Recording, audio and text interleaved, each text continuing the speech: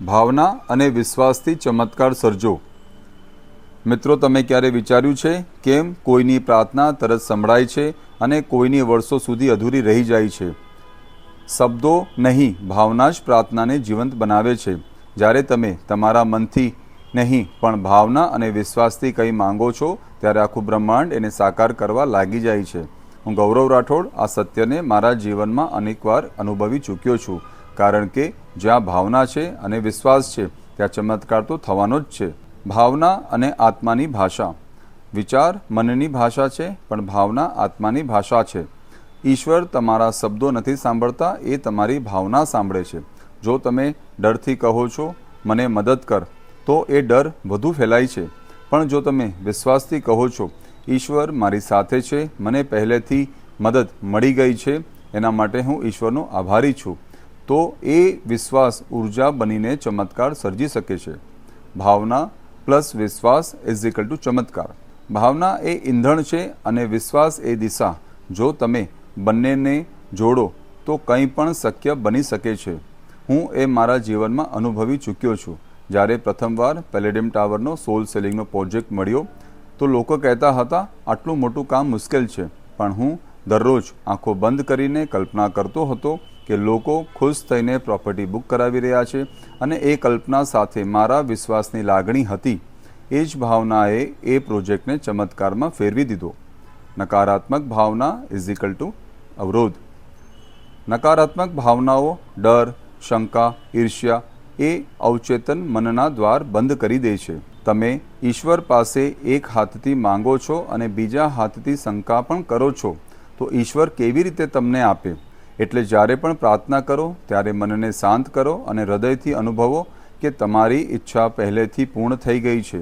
હું રોજ આ અનુભવથી કરું છું। જ્યારે કહું છું મારી ટીમ ખુશ છે, ક્લાયન્ટ સંતોષમાં છે અને ઈશ્વર મારી મહેનતને આશીર્વાદ આપી રહ્યા છે, એ શબ્દો મને આંતરિક શાંતિ આપે છે અને શાંતિથી જ ચમત્કાર સર્જાય છે। ભાવના દ્વારા અવચેતન મનને જોડો। અવચેતન મનને શબ્દો કરતાં વધારે અસર કરે છે। જો તમે વિશ્વાસ સાથે આનંદ અનુભવો તો તમારું અવચેતન મન એને તરત જ સ્વીકારી લે છે। દરરોજ સવારની શરૂઆત કરો ત્યારે આભારની ભાવના સાથે કહો, આભાર ઈશ્વર, મારું જીવન આનંદ અને સમૃદ્ધિથી ભરેલું છે।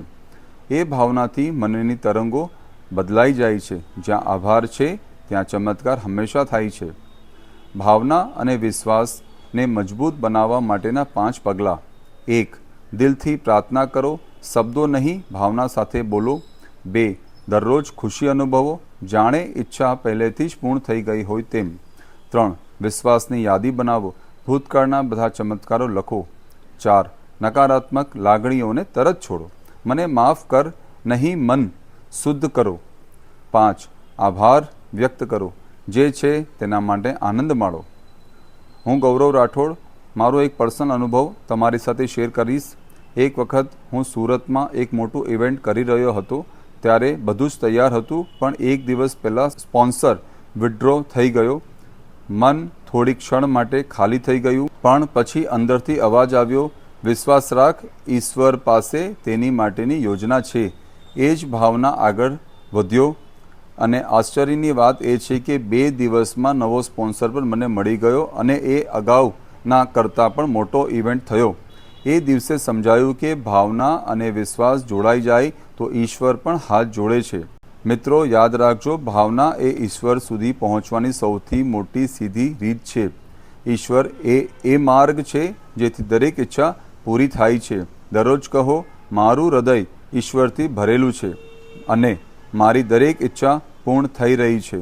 તમારું મન વિશ્વાસથી ભરાઈ જશે અને તમારું જીવન પણ ચમત્કારોથી ભરાઈ જશે। જો તમને આ વિડીયો ગમ્યો હોય તો લાઈક કરજો, સબસ્ક્રાઈબ કરજો અને શેર જરૂરથી કરજો અને કમેન્ટમાં લખજો તમે આ જ પાઠથી શું શીખી રહ્યા છો। હું ગૌરવ રાઠોડ દિલથી પ્રાર્થના કરું છું તમે બધા ખુશ રહો, સ્વસ્થ રહો, મસ્ત રહો અને ઈશ્વર પણ અડગ વિશ્વાસ રાખો તમારા જીવનમાં અને વિશ્વાસનો પ્રકાશ સતત વહેતો રહે।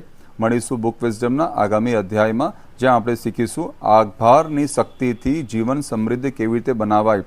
અને હા મિત્રો, યાદ રાખો, સોચ બદલાશે તો જીવન બદલાશે। ધન્યવાદ।